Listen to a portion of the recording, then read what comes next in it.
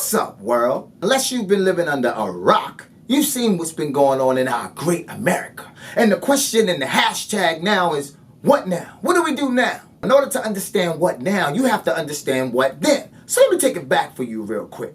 Ever since black people have been brought to America, we've been fighting for equality and an identity. And although we were enslaved and not hired to build this great nation, you never once hear a black man ask for anything more than any other group. Which means we're not a greedy people. Check this out. I'm considered to most to be a successful black man in America. Educated, I'm well-traveled, I give back, I've been on tours, I've spoke to millions. I've won numerous awards and I take care of my family. 2 years ago, I was shooting a skit in front of my house. A neighbor said they think they saw a gun. The police came out. They didn't ask questions. No, they approached, weapons drawn, and slammed me on the wall in front of my son. 5 or 6 cops trying to defuse a situation that didn't even exist. It wasn't until a few officers showed up moments later with voice of reason when they finally let me up and explain myself. Realizing they were wrong, unapologetic, they left. And when my son asked me why did that happen, the only thing that I could say to him was,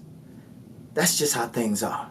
If this can happen to a successful black man in front of his own home doing nothing wrong, imagining what's happening in our poor communities all across America. I learned 2 things that day. Number 1, that police brutality is a systematic epidemic, not just against poor black people, but black people in general. And number 2, that all cops aren't the problem because it was 2 good cops that stopped the madness. Well, why don't y'all black people do something? But it's not just about what black people can do. We marched in the 60s. We had pride in the 70s. We changed our music in the 80s and 90s. Then we marched again in 95. And again today. So it's not just us. We're doing our part. It's about what non-blacks can do, especially white America. Instead of trying to find more statistics about how we're screwed up as people, humble yourself. Recognize that you are privileged and there is a huge racial and social divide. And I know tons of white folks, a lot of my friends, they want to stand up but they just don't know what to say. I say start from the heart. Well, don't just throw a rebuttal out when you see another people suffering.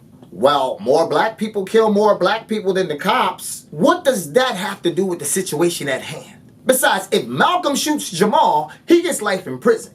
If Officer Friendly shoots Jamal, he gets put on death duty, he goes to trial, then eventually gets found not guilty. Every time. Every single time. You're still killing each other. Everybody's killing each other. So if Malcolm and Jamal punch Tyrone because of a disagreement, does that give you the right to just walk over there and punch him too? Or maybe the next time you're arguing with your mom, I'll just pop up in your living room. That's right, bitch. You just cursed at her. Why can't I curse at your mom too? We scream Black Lives Matter. Well, all lives matter.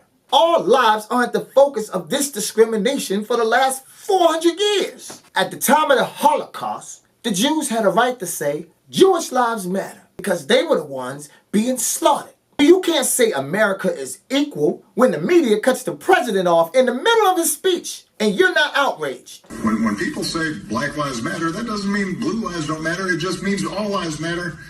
But right now, the big concern is the fact that the data shows black folks are they listening live to President Barack Obama? Whoa!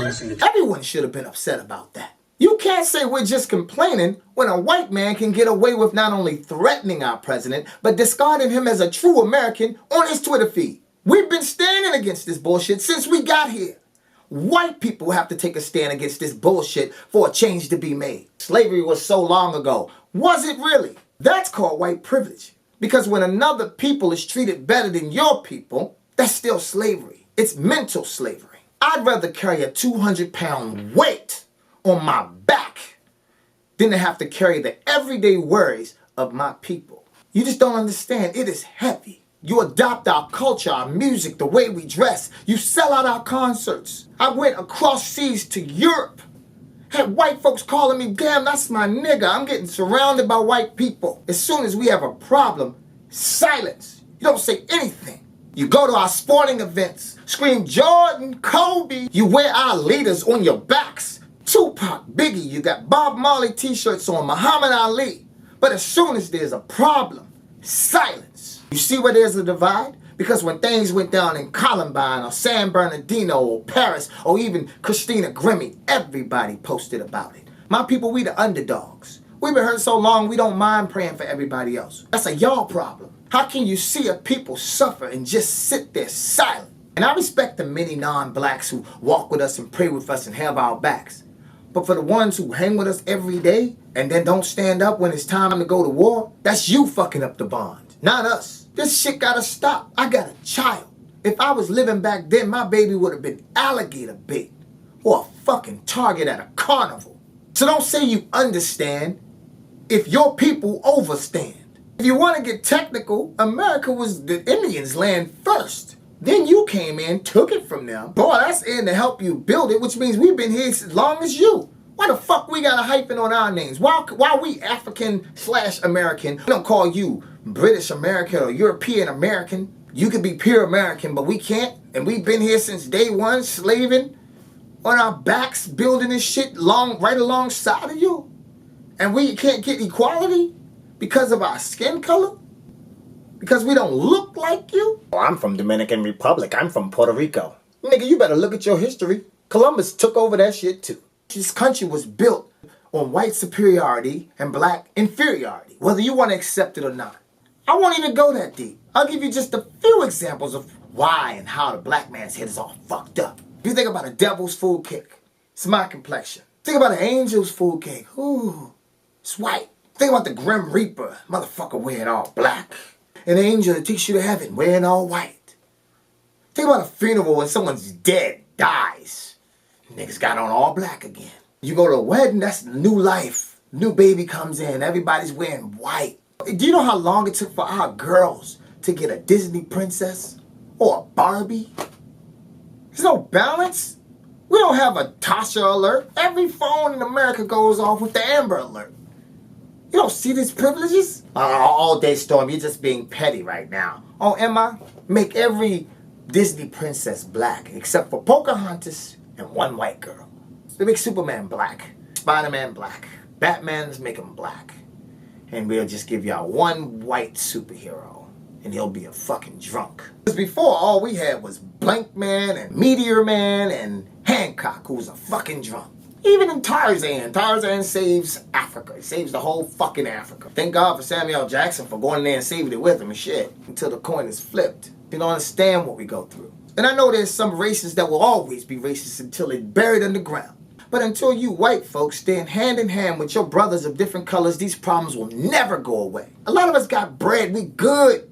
You think we just complaining for no fucking reason? You think a million men just gonna go out in the middle of the fucking street and leave their job for no reason? Just one day, oh, you know what? Let's just organize every fucking black person to just go out for no reason. We just gonna fucking do it. Nobody have time for that shit. We got families, children. We're complaining because there's a problem. Because if something happened to a white friend of mine, the first thing I'm gonna do is cry out like, shit, man, that's my boy. I'm not gonna let this shit happen. You know why? Because I understand. Because I know, because my ancestors experienced it, I experienced it, and I know how it feels to be thrown down and treated like fucking garbage. So I'm not going to let that happen to any human being. These problems ain't new. It's just technology finally caught up and allows you to see what we've been experiencing since the day one. Oh my God, is that blood? Oh my God, did he just shoot him? This shit been going on. What you think NWA been rapping about? What you think Public Enemy been rapping about? What you think happened in the 60s? God, did you see what happened to those two black guys? Now, those two incidents were wrong. This shit happens every day. Black people. It's always been about economics. You think Lincoln just freed the slaves because he loved black people? No. It was about economics. He was up north. They were down south. He said, you guys down here are working millions of people for free. For free. You're just getting free labor. And it's setting off an imbalance in what we're trying to do up here. So they said, fuck it, we'll fight for it. So then it was a fight. Boom, they're fighting. The North won. So then you had the United States. They came together. And they said, fuck it. They signed the bill and the slaves are free. And they still punished Lincoln. They turned his head the other way on his coin. Gave him the darker coin. The penny. The cheapest coin. And they still shot him. Let me tell you something. If you take away football, if the basketball team decided they wanted to protest, if LeBron got the boys together and was like, look, fellas, until they stop killing out people, you know what I'm saying, we just not going to go out. Then that affects all the snack companies, which then in turn affects the retailers. then everybody's losing billions of dollars, and they're like, oh, we can't have this. Look, then those commissioners' doors going to get knocked on. Hey, look, y'all going to have to figure some shit out. You got to stop killing all these black people, or we're going to take your fucking guns away. You guys are going to have sticks like these other countries. Fuck that, because you're not fucking up our sports, which is fucking up our economy. Economics. You can fuck each other up all day. A white person kill a black person kill a white person, and then they just get buried. We talk about it on the news. It's crazy. It's fucked up. We go march about it. We burn some shit down. But at the end of the day, even if it's white on white crime, black on black crime, at the end of the day, woo, it's about that green. And black people, you have to remember, racism and prejudice ain't gonna change overnight. Economic empowerment and emphasis on education and personal responsibility will change a lot of that. And black culture is at times violent, misogynistic, and anti-intellectual. Yes, white people do the same stuff, but they're given the benefit of doubt for being perceived as civilized. And because of stereotypes and prejudice, we're perceived as savages. And it starts in our homes. What type of posters you have on your walls? What type of music are you listening to? Is your son on the gram, or is he reading the books? And if he can do both, but just shit, balance it out. It's very rare when I see somebody under the age of 21 posting about this. You got these girls, they just posting their booty sitting by the pool. Stop hoeing for 1 minute. Our kids are dumb as fuck. And stop taking roles for these damn slave movies. Why can't we win an Oscar doing something else? I played this great slave and I won this award. We're still slaves. We new slaves. We as people have the power to change things. It's not just Obama, the Senate, the House of Representatives. It's the people. How about we kill these stereotypes? Now the media, all the media, they play a huge role in this. They are blatantly adding fuel to the flame. Accusations and twisted words is one of the hugest problems we deal with. The first suspect in Dallas, his face should have never been plastered all over our TV screens. Saying they have video of me shooting, which is a lie. Saying that they have witnesses saying that I shot a gun, which is a lie. So, I mean, at the end of the day, the system was trying to get me. And the second shooter, blown up by a robot bomb. So first there was 4 suspects, then 3 suspects, then 2 suspects, and then they blew up the one lone gunman with a robot bomb. And how did they ID him if he was blown up? Within hours, he was ID'd as this black man with a black fist who went up, who said he hate all white people. It's almost like someone's trying to start a race war. And where's his family, his friends? Where are the interviews? Where are the people who was in Iraq with him or wherever he served for his country? OJ's case was 30 years ago, and we're still watching movies and documentaries about it. We're still interviewing people. They're still talking to family members, the Kardashians. Everybody got an interview. But from one of the biggest tragedies in the history of our nation that just happened in Dallas, you mean to tell me you can't interview or talk to nobody? Where's his mom? Because I feel sorry for every life that was lost. But don't pull the wool over our head and let us make us seem like there's not a bigger play. We are an image-driven society, and the media uses these images so we won't have any remorse. Digging up a mugshot of Alton Sterling. Oh, he sold weed back in 2009, so he was a thug, and he deserved to be shot. How he was going for his weapon. But we can clearly see the video where the cops have both of his arms apprehended and 2 men on his chest. Be careful where you get your news. Because the media is just like another TV show. They are masters at diverting and manipulating facts to get the point that they want across. They're there for the views. They're trying to get views. They like the girl twerking on Instagram. They're trying to get their views up. And we're just buying into all of that. A message to the po-po, the police, the cops. The one time, if I roll around with my boys and one of them commit a crime, by default, I'm considered an accessory to the crime. Or guilty by association. The same should go for cops. These oaths need to be taken more serious. A cop's belt comes equipped with handcuffs, pepper spray, a baton, a taser, and usually you have a gang of the boys in blue with you. Why do you always default to your sidearm every time you engage a black man? Yet you're so forgiving when you deal with other people. This fear is something that needs to be addressed within the department so more of my people can survive.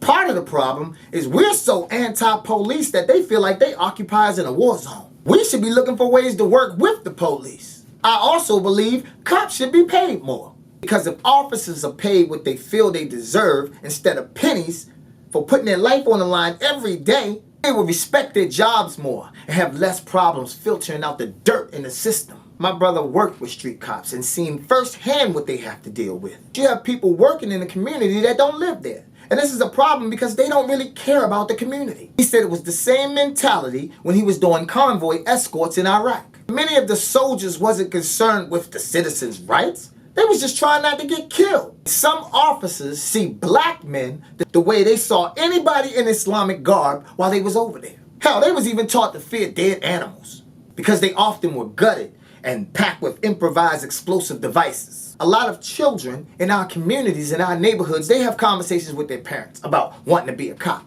We often respond to the tune of, hell no. Why the fuck would you want to be a cop? Why would you want to do that? That conversation encapsulates everything that is wrong with our relationship with the police. We need more empathetic people like these kids who want to be cops, and less Rambo types who get high off of hurting the ones they took an oath to protect and serve. We need to make sure that any and every police applicant is mentally fit for the job. It's a hard job, so officers do need some level of protection for their service. But when they found guilty, there needs to be consequences for their actions. You can't just keep getting off with a slap on the wrist. And in my bio below, there's a petition that touches on just that. Doesn't matter what skin color you are. You say you want safer streets and better communities for your kids and their kids to come, then please sign that petition. Just know that I love everyone and there's nothing more in this world that I want than change. And as long as this killing continues, then nobody's safe. Not the privileged or the needy. And you know what else? It's inhumane to take a neutral stance and be comfortable while another people suffer. I'm gonna leave y'all with this, and this is for everybody. It's much easier to fix the world from where we are now than to watch it burn down and have to start all over again.